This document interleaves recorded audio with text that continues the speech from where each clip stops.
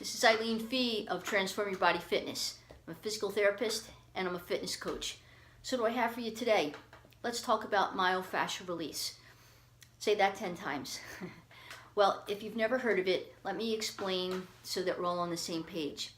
Myo means muscle. Fascia refers to the connective tissue that it surrounds. However, it just doesn't surround a muscle. It surrounds bones and organs and blood vessels and nerves and cells. It's everywhere in the body and it runs continuously, horizontally, vertically, diagonally. The stuff is like a spider web. It's everywhere. It's even three-dimensional. It runs superficial. It runs deep. I'm going to give you a visualization. Think about when you have a chicken and not the chicken, but the chicken piece of meat chicken. Let's clarify that. You take the skin, go to take the skin off of the meat, and you start to see the shiny stuff. That's the superficial fascia.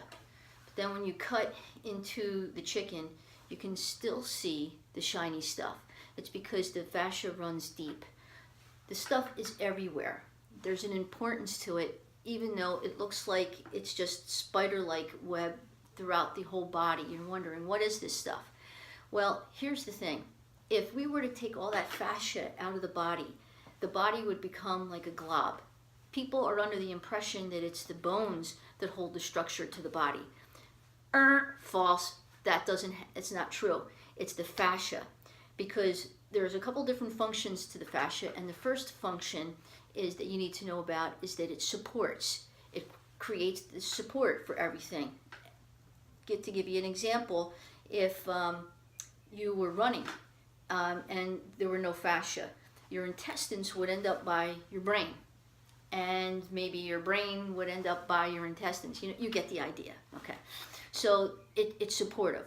But in addition to that, there's fluid that runs through the fascia, and it bathes and it lubricates the area, as well as that it provides nutrients that it needs. So it's bathing, it's feeding, it's supportive. It's doing a lot of things. So in addition to that, and to give you an idea of why it can support the way it supports, it's a very strong connective tissue. It's been found through research that it has the strength, a tensile strength of 2,000 pounds per square inch. That's pretty darn strong. So in normal circumstances, you can see it does a lot of good.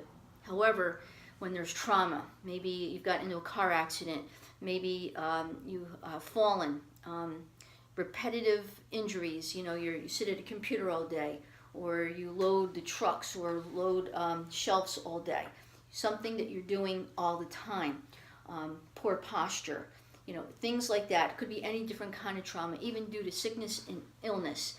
The point is that you take those functions that it normally does, and it goes into dysfunction. It's not able to feed that area as well because of the fluid. The fluid hardens.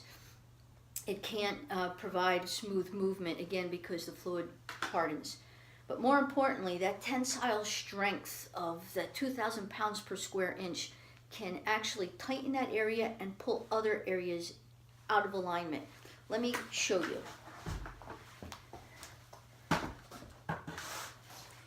If you were to fall, and even though you go to catch yourself and it creates a shoulder injury, but you have fallen on the right side. So let me give you an example of what happens. Can you kind of see? I know the shirt may not show it that well, but there's lines that you're seeing. The tightness is here, but you can also see tightness lines down further. You need to find a trained myofascial release specialist to try to look at the posture, do some tests, and figure out if this is the area that's really causing the problem. If they could find that area and do a specialized manual technique called myofascial release, that will release that area. You can see it eased up below, up above, as well as the actual area. Because what happens sometimes, again, the person who fell, it's their shoulder. Maybe they tore something, so all the attention goes towards repairing the tear there, and now physical therapy to repair that. But then often people months, years later have pain, and it's because nobody addressed the fascial component.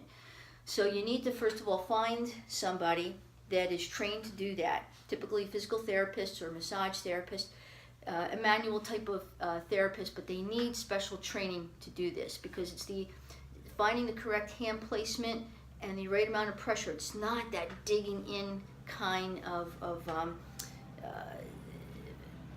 technique. It's something that it's very subtle. A lot of people say, oh, it looks like just like a massage. It's more than just a massage. It's something specialized. So that's what happens in physical therapy. Now again, this series is meant to bridge the gap between physical therapy and home fitness. So what can you do at home to address this issue? Because this is not something that you go to physical therapy and they fix it and it stops being a problem. You know, you still are doing life and these repetitive things, and that causes stress in that fascial area. You need something to loosen it up, as well as just working out. You know, you're stressing the muscle. That's a natural thing. You need something to release it.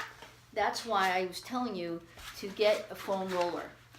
It may not be the same thing as somebody's hands, but I'm going to go through and teach you how to use this so that you can use this at home in order to give you relief from the tightness and the pain that you're feeling.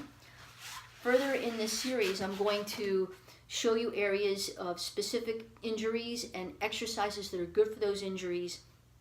And beyond the exercises is to teach you how to release those areas. So I needed to explain this first so that we're all on the same page. But there's more to come in this series, so stay tuned.